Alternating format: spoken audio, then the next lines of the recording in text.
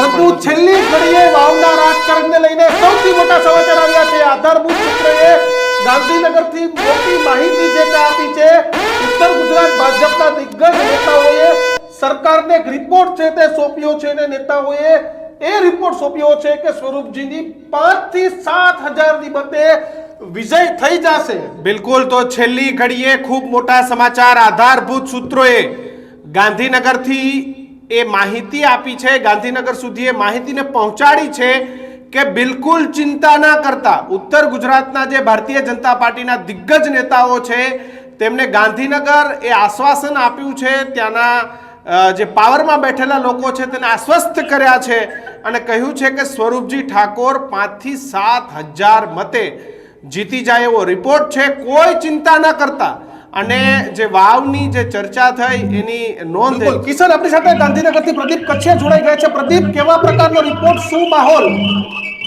બિલકુલ, છેલ્લી ઘડીઓથી અત્યારે આધારભૂત સૂત્રો પાસેથી જે માહિતી આવી રહી છે તે માહિતીના આધારે વાવની વિધાનસભાની પેટા ચૂંટણી હતી કે જે પેટા ચૂંટણીની અંદર એક ખરાખરીનો જંગ જે છે તે ખેલાયો હતો અને હવે આ જંગની વચ્ચે જ મહત્વના સમાચાર ગાંધી આધારભૂત સૂત્રો દ્વારા જે માહિતી આપવામાં આવી હતી એ માહિતીના આધારે આ બેઠક ઉપર સ્વરૂપજી ઠાકોરે 5 થી 7,000 મતથી જીતી જાય એ પ્રકારના રિપોર્ટ આવ્યા છે અને આ રિપોર્ટ ગાંધીનગરથી એટલા માટે સામે આવ્યા છે કે સોમનાથની અંદર જે ચિંતન શિબિર ચાલી રહી છે એ ચિંતન શિબિરની અંદર પણ આ બેઠકની ચર્ચા થઈ હતી અને એ ચર્ચાના આધારે ગાંધીનગરના આધારભૂત સૂત્રો કહી રહ્યા છે કે સ્વરૂપજી ઠાકોરે 5 થી 7,000 મતના લીડ સાથે જીતે તેવા રિપોર્ટ સામે આવી રહ્યા છે અને ઉત્તર ગુજરાતના ભાજપના દિગ્ગજ નેતાઓ જે છે એ દિગ્ગજ નેતાઓએ સરકારને એક રિપોર્ટ સોંપ્યો છે અને એ રિપોર્ટમાં માહિતી આપવામાં આવેલી છે। બિલકુલ, તો રમેશ, પહેલી ઘડીથી જ આ પ્રકારની શક્યતાઓ હતી, ભાજપના નેતાઓ આશ્વસ્ત હતા સ્વરૂપજીની જીતને લઈને, દિગ્ગજ કોક નાના કહો, એક રિપોર્ટ સરકારને સોંપવામાં આવ્યો છે, હાઈકમાન્ડે પણ પહોંચશે છેલ્લી ઘડીએ, કારણ કે સોમનાથમાં પણ એક ચિંતન શિબિર છે, સૌથી મોટું ચિંતન વાવ જ છે, વાવ સિવાયનું કોઈ ચિંતન નથી। વાવની જીત થાય તો પણ ચિંતન હાર થાય તો આત્મચિંતન, આ બે ચિંતન રમેશ, પણ ભાજપ આશ્વસ્ત। હું માનતો નથી। આમ એકચ્યુઅલી સાચું કહું ને તો ભલે અહીંયા ઉપર ને મુખ્ય હોય, જે પણ ઉમેદવાર માની લો કે જીતનો દાવો કરતો હોય ને એ સ્વાભાવિક છે કે એમ જ કહેતો હોય કે મારી ખુલ્લી જીત છે, યા 15-20 હજારની લીડથી હું જીતું છું, ત્યારે માંડ 2-5 હજાર જીતતો હોય અને કોઈ એમ કહેતું હોય કે ગમે એટલા વોટે પણ આપણે જીતી જઈશું, તો સમજી લેવાનું કે એ હારના દરવાજા એ બાજુના છે। એટલે હું માનતો નથી। હા, ઘણી વખત જેમને એમના રિપોર્ટો આપ્યા હોય એમને આપણા કરતા દિવાળીએ વધારે જોઈ છે ને ફટાકડા પણ વધારે ફોડ્યા છે અને અંદર શું ઓપરેશન કર્યા છે સ્વાભાવિક છે, એ જ જાણતા હોય કે આપણને આ બધી માહિતી ના હોય અને જો ઓપરેશન એકાદું પાર પડી જાય તો સ્વાભાવિક છે કે જીતે પણ જાય। ભાજપ જોડે શું નથી, રણનીતિ છે, સંત્રી મંત્રી તંત્રી પૈસા પાવર બધું જ છે, એટલે ક્યાંક એના પણ આંકડા સાચા હોઈ શકે, પરંતુ બહારની દ્રષ્ટિએ જોતા અને વાવની જનતાનો મૂળ જોતા જ્યાં જ્યાં હું ગયો છું ત્યાં એ પ્રમાણે કહી શકું છું કે ત્યાંના નેતાઓએ સરકારને અસ્વસ્થ કરી હોય ગાંધીનગર, તો એમનેમ તો નહીં કરી હોય ને, કંઈક જોઈને જ કીધું હશે ને કે ચિંતા ના કરતા એમ જીતી જશું। ના, ઘણી વખત પણ એવું થાય કે હારતા હોય તો કેવા થાય કે પછી આ તો માવજીભાઈએ છેલ્લા ટાઈમે આમ કર્યું, આમ થઈ ગયું, એ પણ હોય। આમાં કઈ જાજુ સમીકરણ બેસતું નથી। હા, પહેલા જો બોલ્યો કે ફટાકડા પણ એમને વધારે ફોડ્યા છે, દિવાળી પણ એમને વધારે જોઈ છે, એટલે સ્વાભાવિક છે કે એમની ગણતરીઓ એ પ્રમાણે હોઈ શકે છે। સીતાભાઈ, આવો દાવો તો ગેનીબેન વખતે પણ થયું તો રેખા ચૌધરી 50,000 જીતી જશે। અરે સાહેબ, 2.5 લાખની વાત ભારતીય જનતા પાર્ટી કરતી હતી, એ વખતે બી ગાંધીનગરના સૂત્રોએ આ રીતે જ જણાવ્યું હતું કે રેખાબેન જીતે છે, પણ કહેવાનો મતલબ કે સૂત્રો તો સૂત્રોનું કામ કરે છે। અમારા બી સૂત્રો હોય છે, આપણા બી સૂત્રો હોય છે, બેઠા બધા ભાઈઓના બી સૂત્રો હોય છે, એટલે એ નથી હોતું પબ્લિક એ ક્યાં છે, ગ્રાઉન્ડ રિપોર્ટિંગમાં તમને શું લાગ્યું છે એ જ મહત્વની બાબત છે। અત્યારે ગાંધીનગરના સૂત્રોથી જણાવ્યું છે તો હું એમ કહું છું કે મેં વાવની પ્રજાના સૂત્રોથી હું કહું છું કે આ જીત છે, તો એ અત્યારે કારણ કે રેખાબેન વખતે આ જ પરિસ્થિતિ નિર્માણ થઈ હતી અને પરિણામ કંઈક અલગ આવ્યું હતું। દિલુ, રેખાબેન વખતે પણ મોટો દાવો થયો હતો, સીતાભાઈ કહ્યું તેમ કે 2-2.5 લાખની લીડનો દાવો થયો હતો, 30-35 હજાર અટકી ગયા, પણ ડે 1 થી અમારા પણ ભાજપના કોઈ નેતા સાથે વાત થઈ તો જબરજસ્ત આસ્વાદ, એટલે એક મુદ્દો અમારો ઠાકોર વાત ચાલ્યો છે, ગેનીબેન સાથે ઠાકોરો નહીં રહે। અરે આ જો નેતાઓનું તો કેવું હોય છે, હવે ચિંતન શિબિરો ને મતદાન જે દિવસે જે થવાનું હતું થઈ ગયું, પછી પાછળથી વોકડા કાઢે, અહીંયાથી આમ આવ્યા છે, અહીંયાથી આ આવ્યા છે, તે આવ્યા છે. એટલે કે રેખાબેન વખતે પણ એવું જ થયું હતું કે 1 લાખની લીડથી અમે જીતીએ. પહેલી તો 5 લાખની વાતો કરતા હતા, પણ પછી 1 લાખની લીડે આવી ગયા અને પછી છેલ્લે 25,000 હારી ગયા. એટલે આ બધું રહ્યું ને એ થતું હોય. બાકી ઈવીએમ ની અંદર જેનું જેટલું ભવિષ્ય જે સીલ થવાનું હતું એ સીલ થઈ ગયું. અને આટલી બધી ચિંતન બેઠકો ધારો કે કરવી પડે છે, તો એના કરતી પબ્લિકની ચિંતા કરો ને. પબ્લિકની ચિંતા કરશો Yes. લોકોની, તો ચિંતન શિબિરો નહીં કરવી પડે. શિબિરો નહીં કરવી પડે, આરામથી જીતી જશો. લોકો તમને જીતાડી જશે. ચૂંટણી આવે, ચૂંટણીમાં અમે ના હારીએ, અમે આ ના કરીએ, ઈગો ઉપર વાત આવી જાય. ચિંતન શિબિર કરો, આગેવાનોને ટોર્ચર કરવામાં આવે, લોકોને ટોર્ચર કરવામાં આવે, નોકરિયાતને ટોર્ચર કરવામાં આવે, અને અમને મત આપો, અમને મત આપો. એક એક સીએમ થી લઈને કાર્યકર્તા સુધી બધા ગ્રાઉન્ડ ઉપર ઉતરી જાય. આ તો યાર કોઈ લાક્ષણિકતાઓ છે પાર્ટીની? આવું બધું કોઈ કામ કરતું હશે? આવી રીતે કોઈ દેશમાં આવી રીતે ઇલેક્શન નથી. પરંતુ એના કરતા તમે ચિંતા જ તમારે કરવાની છે, તો લોકોની ચિંતા કરો. લોકો રાજ, એ બધું રેખાબેનમાં શંકરભાઈની હાર થઈ એવું આખા બનાસમાં ફરતું થયું. આ વખતે એવું થશે, પાછું શંકરભાઈનું થશે કે આ શંકરભાઈની આ વખતે જીત થઈ? શંકરભાઈની હાર થશે કે અલ્પેશ ઠાકોરની હાર થશે કે ગેનીબેનની હાર થશે? જેને ટિકિટ આપી છે એમની હાર થશે. રેખાબેન ને ટિકિટ શંકરભાઈ આપી હતી તો શંકરભાઈ ની હાર થઈ. આ વખતે સ્વરૂપજી ને ટિકિટ ધારો કે અલ્પેશભાઈ અને શંકરભાઈ આપી છે તો એમની હાર થશે. ગુલાબસિંહ ને ટિકિટ ગેનીબેને આપી છે તો ગેનીબેન ની હાર થાય. ટિકિટો વેચો, તમારા માણસને ટિકિટ આપો છો કે ભાઈ અમને ટિકિટ આપો ને એ જીતી જશે, તો પછી હાર થાય તો એની જવાબદારી એ નેતા ઉપર જ આવતી હોય છે ને. એમાં ક્યાં મોટી વાત છે? જો પરબતભાઈ પટેલ લડ્યા હોત ભાજપની અંદરથી, તો હું તમને સાથી ટોકીને કહું કે 1.5 લાખ કે 2 લાખ વોટો એ જીતી ગયા હોત બનાસકાંઠામાં, ના હાર્યા હોત. પરંતુ રેખાબેનને લડાવ્યા, રેખાબેનને કોઈ ઓળખતું નતું, પ્રોફેસર હતા, તો રેખાબેનને લડાવ્યા, તો રેખાબેનને લડાવ્યા એટલે રેખાબેન હારી ગયા. તો શંકરભાઈએ ટિકિટ છેક દિલ્હી જઈને લઈ આવ્યા, તો પછી ભૂલનો ટોપલો શંકરભાઈ ઉપર જ ફૂટે ને. જે ટિકિટ લાવે આની જવાબદારી પણ આની લેવી પડે. તમે વિચાર કરો, સેન્સ પ્રક્રિયાઓ લે, કોઈ સેન્સ પ્રક્રિયા રેખાબેનની લેવાઈ હતી? કોઈને ખબર હતી કે રેખાબેનને ટિકિટ મળશે? અરે ખુદ હિતેશભાઈને ખબર નથી, ડોક્ટર હિતેશભાઈ એમના હસબન્ડ, એમને ખબર નથી કે રેખાબેનની ટિકિટ.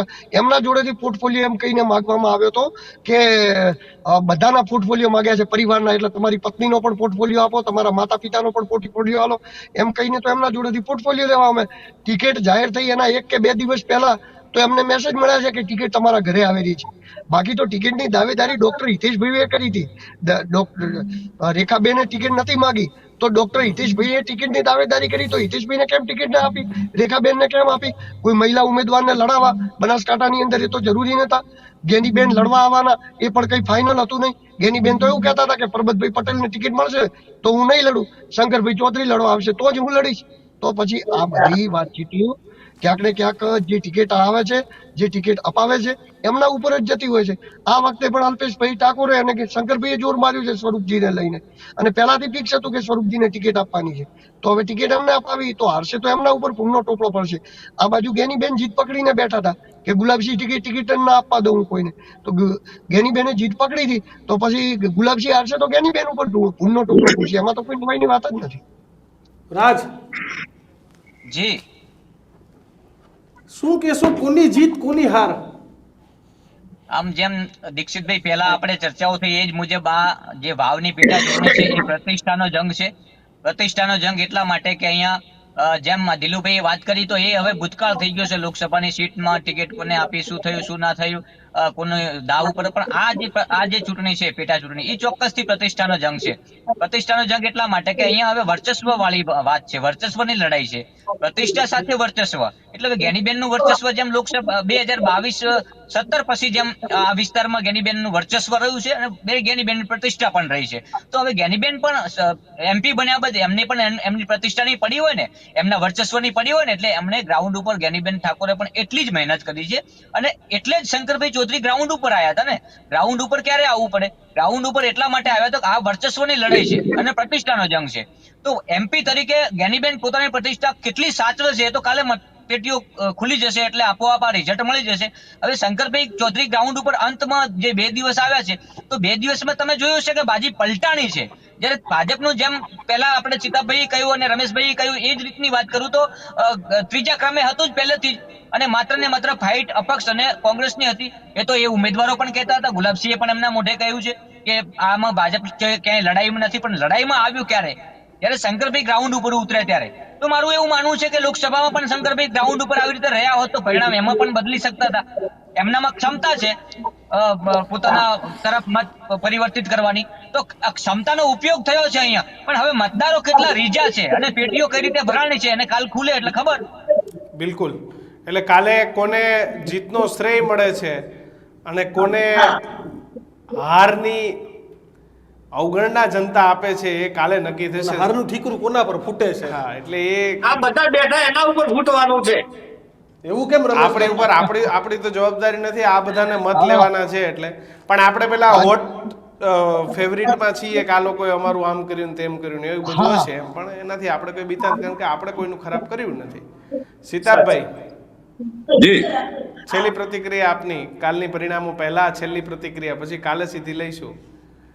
ના ના કઈ વાંધો નથી, ઠીકરું ફોડવાની તો વાત નથી. એવા તો પત્રકારને રોજ એક દુશ્મન પેદા કરે છે અને એની કોઈ ચિંતા, કોઈ ડર નથી. વર્ષોથી આ રીતના કવરેજ કરતા આવ્યા છીએ અને બીકે ગઢવીથી લઈને ઠેઠ અહીંયા નીચે સુધી કર્યા છે, એટલે એની કોઈ ચિંતા પત્રકારે કરવાની જરૂર નથી.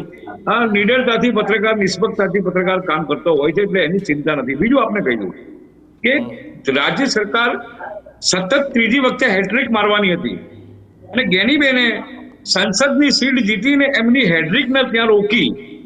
એવી જ રીતે શરૂઆતમાં શંકરભાઈ હારી ગયા, એના પછી રેખાબેન હારે, એટલે 2 હાર થઈ ને હવે ત્રીજી હાર છે.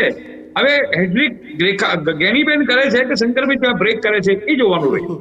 હેટ્રિક કોણ કરે છે જોવાનું છે. એ પણ એક બહુ કિશનભાઈ અહીંયા પણ હેટ્રિક ની વાત છે ને. આ ત્રીજી વાર જો કોંગ્રેસ જીતે તો અહીંયા પણ હેટ્રિક થવાની છે. આ તો કોંગ્રેસની હેટ્રિક થવાની છે. અને હેટ્રિક વાઇઝ શંકરભાઈની ત્રીજી હાર થશે ને હેટ્રિકમાં. એકવાર પોતે હારે, બીજી વાર રેખાબેન હારે, ત્રીજી વાર જે હારે સ્વરૂપજી. એટલે હું તો 17 પછી 22 માં હાર જ માનું છું, કારણ કે તમે બેઠક બદલાવીને ગયા છો. તો એ હેટ્રિક થઈ તમે ગઈ. જીતતા હોત તો વાવથી જ લઈ હોત. તમને ખબર હતી કે વાવ જીતાતું નથી એટલે તમે થરાદ સીટ લડવા ગયા. દિલ્હી હાલ જયારે બંનેની લડાઈ ચાલે છે ને, બંનેની અત્યારે ગેનીબેનની બંનેની જે લડાઈ ચાલે છે એના અંદર 2 હાર ત્યાં સામે આવેલી છે અને 1 જીત અહીંયા આવેલી છે. હવે આગળની જીત કોની છે જોવાનું રહ્યું. એટલે જે બેઠક બદલી એ તો સમજૂતી કરાર જ હતો, તેના લોકોને ખબર છે કે તમે ત્યાં જતા રહો, બાકી પાછી લડાઈ એની એ જ રહેશે. એટલે બેન અહીંયા લડ્યા, શંકર. રમેશ, મારો એક સવાલ છે તમને કે માવજી ચૌધરીવાદ ચાલ્યું છે કે અલ્પેશ ઠાકોરને કથિત તથાકથિત ઠાકોરવાદ ચલાવવાનો પ્રયત્ન કર્યો? ઠાકોરવાદ, કારણ કે ભાજપે જે રિપોર્ટ આપ્યો છે ને ઠાકોરવાદનો ઉલ્લેખ છે કે 80% જેટલા ઠાકોરો આપણી સાથે રહ્યા છે. ના, હું એ વાત સંમત નથી, કોઈ પણ સંજોગોમાં નહીં. અલ્પેશભાઈ ઠાકોરનું વર્ચસ્વ વાવ વિધાનસભા પર નહોતું. એ ભલે વાતો બધાય કરતા હોય.